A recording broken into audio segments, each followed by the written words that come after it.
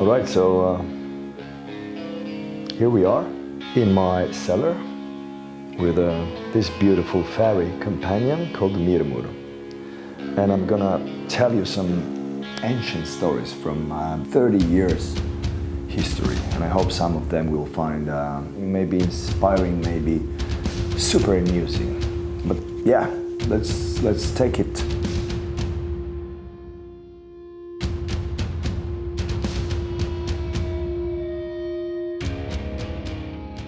What you see around here is just, all these photos that are scarred. I don't know how many hundreds or thousands of pictures you can find here, like flyers from the very early shows.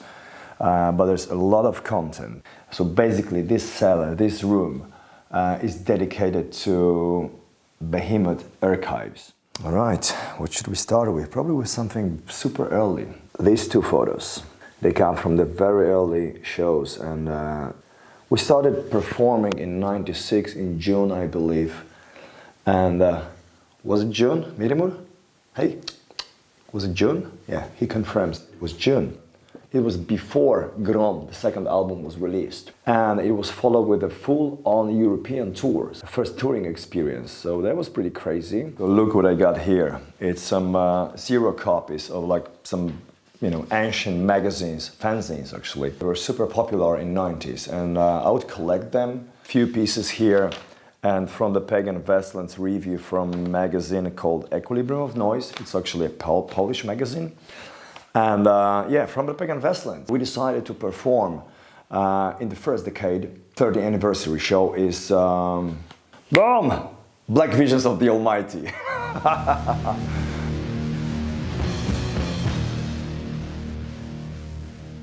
This is a cover from the cassette version of Grom, which was the second Behemoth album.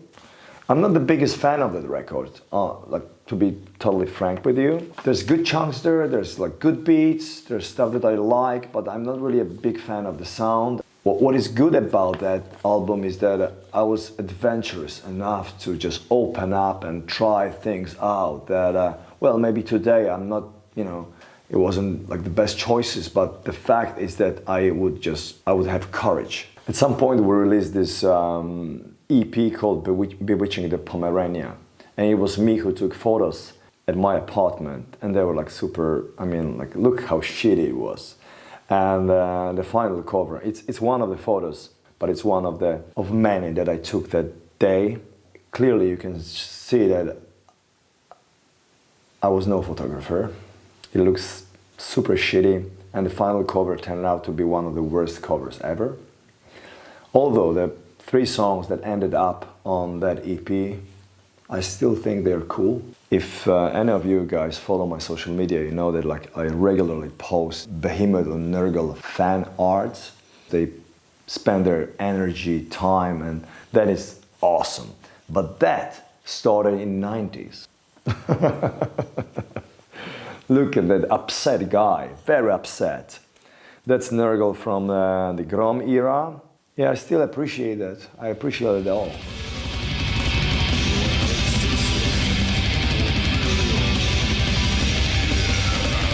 The very first song of the second decade that we perform is The Thousand Plagues I Witness. And that is the Polish flyer for pandemonic incantations.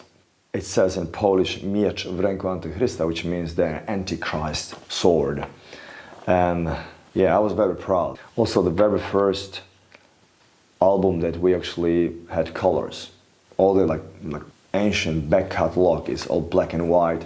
So this is the first time we decided that we want to have a colored artwork.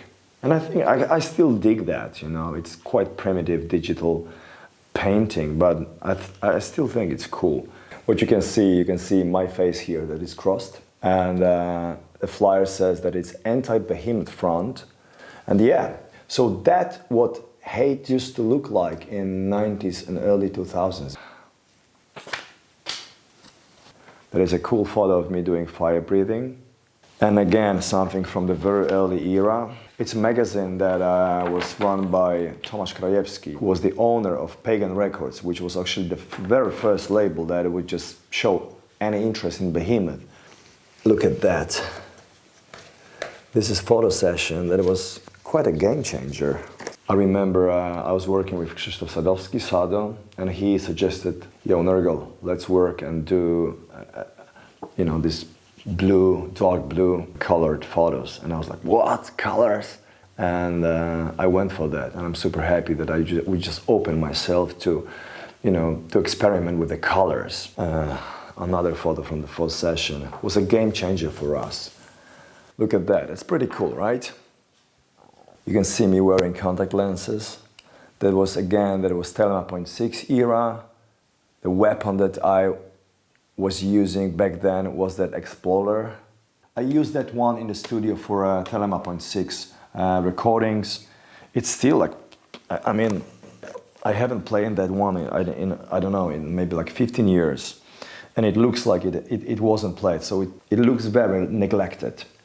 But trust me, you know, at some point I'm just gonna refresh it, and yeah, I still believe that it can, you know, it deserves a second life.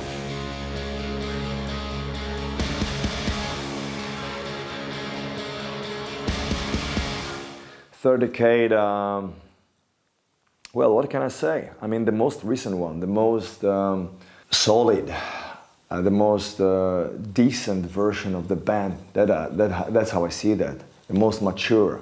Officially, I do consider last 3-4 records as, like, you know, the most defining albums in our career.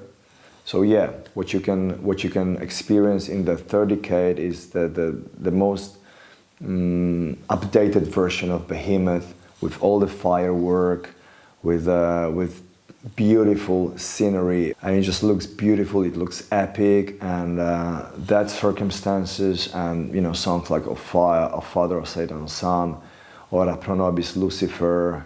Even when it comes to performance, you know, you can definitely see that we're just better with the most recent songs, obviously. 3 decades, it just went that fast, and just sitting here, just, you know, retrospecting some of the stories, just picking up those photos, and just going through all that and trying to remember facts, and yeah, it just feels amazing. It feels very fulfilling to be part of that history.